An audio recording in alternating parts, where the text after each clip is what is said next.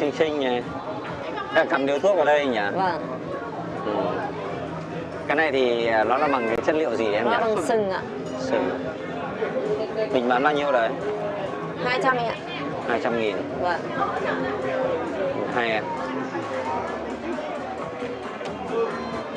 Đây có cả viên đá. Đây là ruby đúng không em? Vâng ạ. Rồi. Ok, em còn cái gì nữa nào? Đây là cái túi bóp đeo à? Túi đeo hóa mã số. Ừ.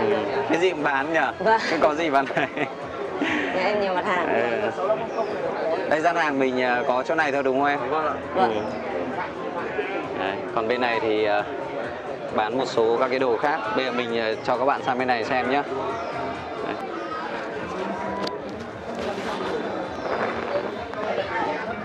Anh xin phép anh quay sang hàng nhà mình nhá. Đây, mình quay sang cái hàng bên cạnh cho các bạn xem, bởi vì hàng bên kia thì cái đồ của người ta cũng hơi ít đấy. Đây, bên này ở đây thì có cả cái tẩu hút trang trí luôn các bạn nhá. Em bán rồi ạ. Cái này nó bằng đá gì đấy em nhỉ? Em chỉ biết nó bằng đá thôi ạ. Bọc đồng. Cái này trang trí đẹp này. Đây. Như là đàn long ấy nhỉ? Nha, bây giờ thì người ta mua cái này chỉ để trang trí thôi. Trưng Cái bày này, ạ. trưng bày cái này mình bán bao nhiêu đấy? Em bán 1,5 triệu ạ. 1,5 triệu. Cái bên này chắc là tiền nó cũng xem thế đúng không?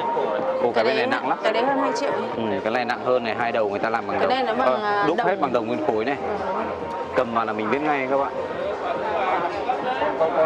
Trên thì có đầu rồng này. Cái đấy 1 triệu ạ. Đầu sư tử này. Này giờ có hút được?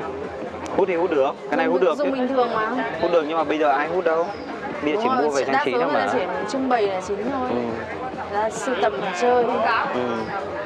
Cái này bao nhiêu? Cái đấy cũng thế ạ.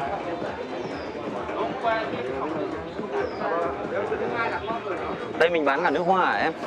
Vâng. Sao bên này ngửi mùi hương thơm nức? Đấy, là có những cái mùi thơm của trầm này. Rồi là của nước hoa tinh dầu này. Nào đây hả? Vâng. Cái lọ tinh dầu là mình bán bao nhiêu em? 600.000 một chai. Không, đây cũng kín lắm, cũng không bị thoát hơi cái này đâu. Tinh dầu Dubai.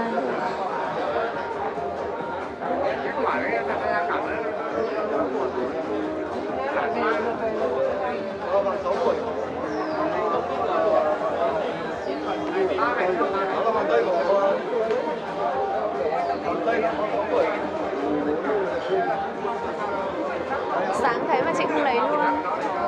Ở đây là quay xong rồi lại cứ cầm tay em định mua cái đốt trầm hả? Bán rồi hả em? Em bán rồi. Đấy, bán nhanh đấy. Đấy cái Đây anh là ấy hồ cơ lúc ấy này. cùng xem đấy anh ấy mua.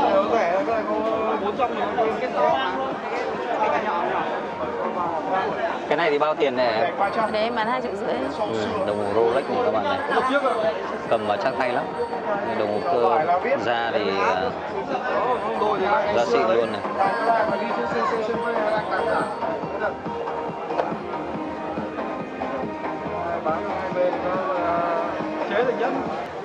Đây cái này cũng khá là đẹp các bạn này. Bên trong thì có hình